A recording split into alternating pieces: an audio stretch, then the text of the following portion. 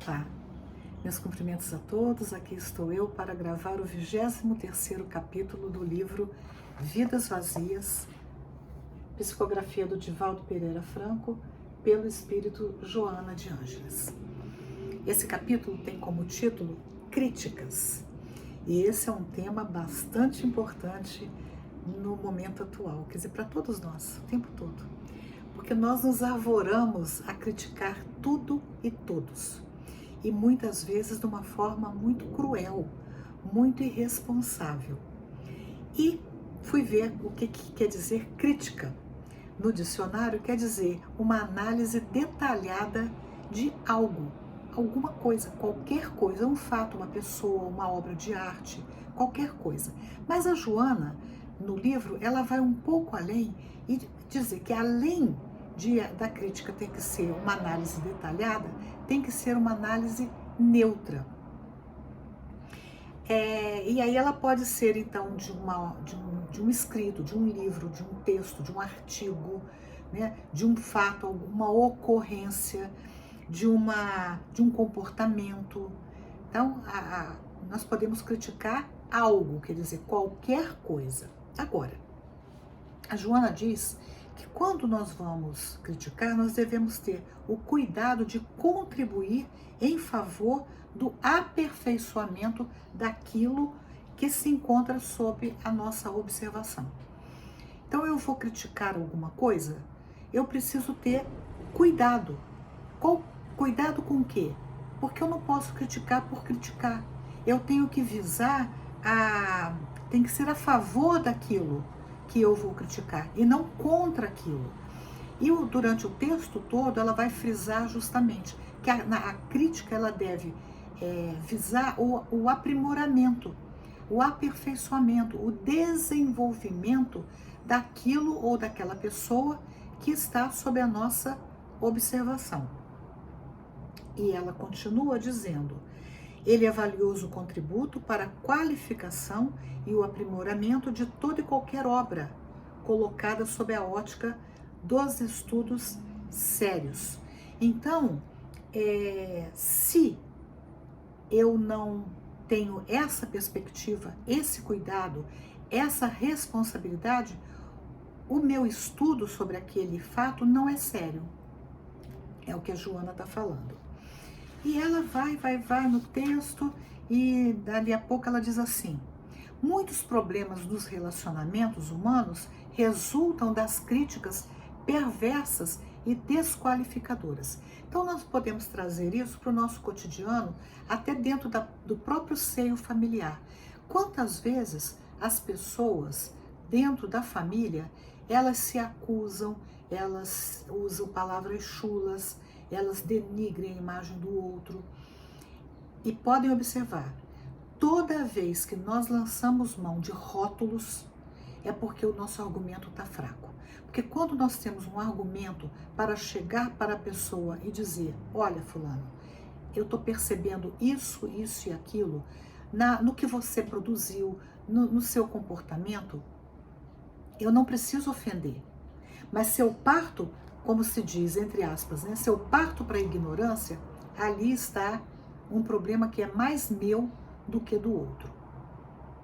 Então, quantas vezes os lares são destruídos, as pessoas são se sentindo mal, inferiorizadas, desqualificadas por causa de uma crítica, na maioria das vezes, muito negativa. E ela, então, a Joana, continua dizendo que a maledicência e a calúnia são filhas nefastas da crítica infeliz e carregada de má fé. Então, olha só as palavras que ela usa, né? A maledicência, quer dizer, eu minto, eu crio narrativas, né? Eu calunio uma pessoa. E ela diz que esse tipo de crítica, elas são filhas nefastas, quer dizer, horrorosas, da crítica infeliz e carregada de má fé. Então, nós vamos ver aqui que uma crítica, ela pode ser feliz, né, quando ela ela contribui para o engrandecimento de alguém, ou ela pode ser ou infeliz, né? Quando ela contribui para a queda de alguém, para desestimular esse alguém a prosseguir, a continuar com autoconfiança, com coragem, com perseverança, com certeza de que ela tem um potencial a ser desenvolvido. E também má fé. A má fé é aquilo, não é honesto. Quando eu ajo de má fé, eu ajo com desonestidade. E normalmente isso acontece por inveja.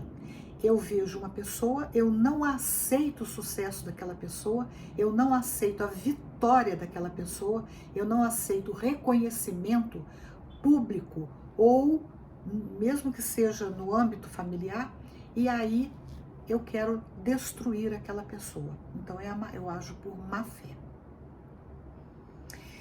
E a Joana continua dizendo: ninguém é capaz de produzir algo irretocável. Irretocável é. Então, assim, tudo que nós fazemos tem alguma coisa que possa ser melhorado. Então, isso vale tanto para o outro, tanto que o outro produziu, quanto para nós mesmos, né? Ninguém é perfeito. Então, tudo precisa ser pode ser melhorado. E por isso, quando eu olho alguma coisa, alguma situação, e eu observo que ali tem alguma coisa a ser criticado, eu tenho que olhar assim, eu vou criticar, mas eu tenho o que dizer, eu tenho como contribuir para melhorar aquela situação. Se eu não tiver, melhor eu ficar calada. Por que eu vou só falar por falar? Destruir aquilo que a pessoa às vezes fez com tanto sacrifício, com tanto esforço. Por que eu vou arrasar com a pessoa, arrasar com o que ela fez? Se eu não tenho nada a falar, nada a contribuir, é melhor que eu não fale nada, que eu fique calada. Mas a Joana continua dizendo assim: o crítico é portador de emoções e especificidades e nem sempre consegue a neutralidade exigível a um julgamento isento de suas preferências e antipatias. Então, o que ela está dizendo aqui é que todos nós, querendo ou não, a gente tem as nossas emoções. Quando a gente olha, né, para uma situação, para um objeto, para alguma coisa, a nossa percepção é carregada das nossas emoções.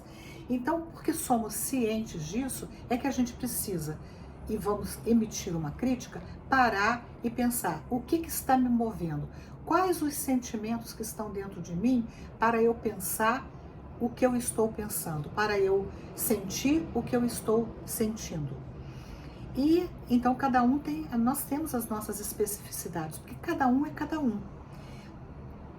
E aí ela vai dizer que nem sempre nós conseguimos ter a neutralidade que é exigível. Então, o crítico, ele precisa ser neutro. Isso é uma exigência para o crítico. E se ele não tiver essa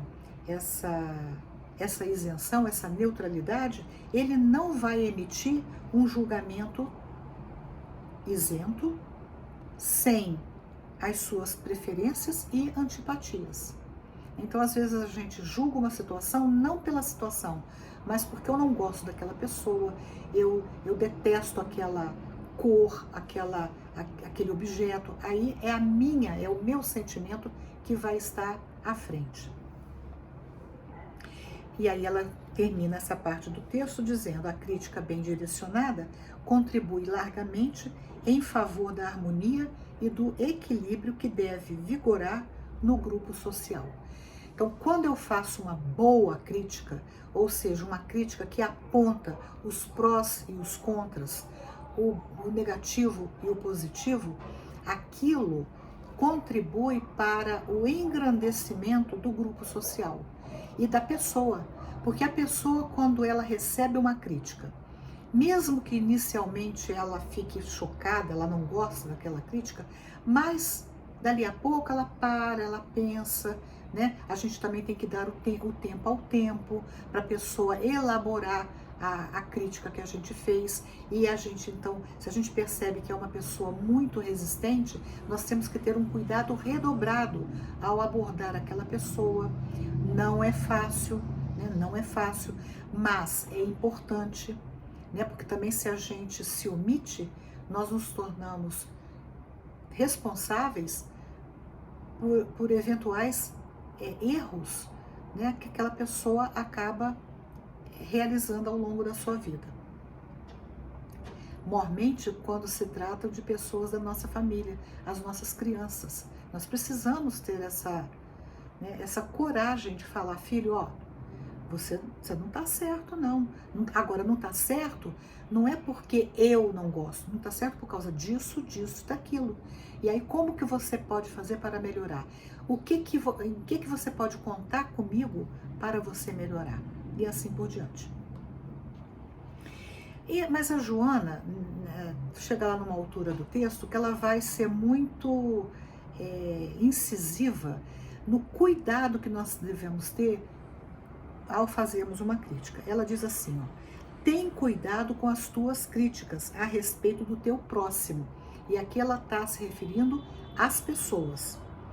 E de tudo que te surpreende e apedrejes de imediato. Então, tanto com relação ao próximo, a pessoa com quem a gente está ali lidando, como as situações que me surpreendem, quer dizer, eu recebo uma crítica ou eu vejo alguma coisa que me choca, me surpreende, eu não estava esperando aquilo. Ou me apedreje, me fere, me magoa, me machuca, de imediato, quer dizer, de chofre, né? Então, a Joana está falando que eu tenho que ter cuidado com essas situações para que eu não reaja de uma forma impulsiva, onde eu vou piorar as coisas ao invés de contribuir para melhorar aquela situação. E ela diz que quando a gente age por impulso, fazemos uma crítica impulsiva, não neutra, não imparcial, ela diz assim: talvez te arrependas, porque o futuro é incerto. Quer dizer, a gente nunca sabe o dia de amanhã. E irá aplaudir aquele que ora tem sido escarnecido. Então tem muitas situações na vida em que nós observamos pessoas a quem que recebem deboche, escárnio, ofensas, críticas muito negativas, mas que lá na frente essa pessoa aparece como um grande líder, como uma pessoa que fez coisas muito positivas para aquele grupo, para a humanidade. Aí a Joana continua dizendo: ademais, na Terra, ninguém é perfeito a ponto de não ser censurável, de uma ou de outra maneira. Quer dizer, ninguém na nossa Terra, no nosso planeta, todos nós que estamos aqui no planeta Terra, nós somos espíritos cheios de vícios, cheios de situações que nós precisamos melhorar. Então, nenhum de nós é perfeito, nem nós que nos damos o direito de criticar. Nós criticamos o outro, mas a gente antes tem que ver se o que nós estamos apontando no outro não está dentro de nós. Aquela velha história, né? O dedo que aponta o defeito do outro tem 3 que apontam o nosso defeito. Então, muitas vezes, as críticas são meras projeções do que está dentro de nós. Tem até um ditado que diz assim: quando falo de Paulo, falo mais de mim. Não, quando Pedro fala de Paulo, eu conheço mais Pedro do que Paulo. Né? Isso aí é um ditado atribuído a Freud. E é isso mesmo, quando eu falo de uma pessoa, eu estou falando com toda a minha emoção, está carregado dos meus sentimentos. Então eu estou falando mais de mim do que do outro. Continua Joana: usa a tua inteligência para edificar, porque as pessoas estão muito cansadas de serem desestimuladas. Então, novamente, eu vou usar a minha inteligência, porque eu vou pensar, né? vou fazer a minha crítica, eu não preciso deixar de criticar, mas eu vou usar a minha crítica para edificar, não para desestimular as pessoas, porque elas estão cansadas de não serem reconhecidas, de serem desestimuladas, né? E a gente precisa justamente falar o que para a pessoa? Olha, eu estou te falando isso, mas é porque eu quero que você cresça, é porque eu estou vendo o teu potencial, eu sei que você é capaz, você tem que se esforçar, mas você vai conseguir, vamos lá, tamo junto, é isso. A crítica, ela tem esse objetivo primordial. Ela vai continuar dizendo o seguinte: no teu cotidiano, tem cautela, novamente, cuidado, cautela nas tuas observações, pois os seus comentários críticos podem destruir vidas que anelam pelo crescimento. Então, é uma responsabilidade muito grande nossa ao criticarmos alguém, porque dependendo do que a gente fala, nós podemos estar ali produzindo naquela pessoa uma falta de vontade até de viver, né? E ela está esperando o quê? O que ela está anelando? Ela está anelando um voto de confiança, né? É o crescimento. Ela espera que alguém reconheça o que ela tem de bom. E quando a gente fala, olha, parabéns, você acertou aqui, legal, gostei do que você fez. Mas depois a gente vai falar, mas aqui tem aqui um espaço para você crescer, vai em frente, você consegue, né? Esse é o objetivo da crítica, ajudar a pessoa a crescer. Aí a Joana fala assim, dialoga quando percebas algo que possa ser melhorado e ajuda, né? Então, quando você percebe que tem algo ali que precisa ser melhorado, vamos dialogar, vamos conversar, vamos ouvir o que o outro tem a dizer, porque muitas vezes a pessoa vai falar, olha, mas eu tive essa dificuldade. E aí, através do diálogo, fica muito mais fácil as soluções aparecerem.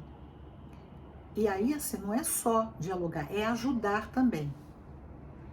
O mundo, continua, está exaurido, quer dizer, exausto pelas forças perversas da crítica malévola, invejosa, ácida e mesquinha. Porque tem muita crítica que está carregado disso, né? De maldade, de inveja e de mesquinhez. Se tu quem edifica e coopera em favor do engrandecimento da humanidade. E se a gente percebe, e não é difícil a gente observar, quanto o mundo está cheio desses críticos horrorosos, mas não importa, eu vou responder por mim. Eu vou ser aquela pessoa que, diante de uma situação, vou procurar edificar, cooperar e não destruir, não desqualificar. E ela, finalmente, aqui nessa parte do texto, ela diz, se alguém te critica negativamente e o faz para destruir-te, quer dizer, deliberadamente para te ferir, para te destruir, não dê importância. É um pobre coitado. Não dê importância. Siga em frente. E segue além. É como ela termina esse texto.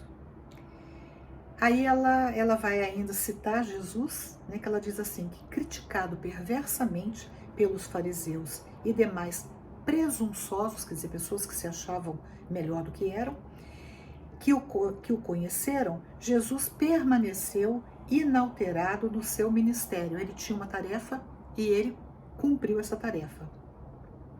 Como a luz que o mundo preteriu, quer dizer, o mundo ignorou, pelas sombras da ignorância. Então, o crítico, muitas vezes, é uma pessoa trevosa, né? Então, nós precisamos ser críticos iluminados. Iluminar aquela situação que a gente que está sob a nossa observação. Gostaram do texto? Se gostaram, dê um joinha, compartilhem e se inscrevam no canal se desejarem. Até o próximo vídeo, se Deus quiser.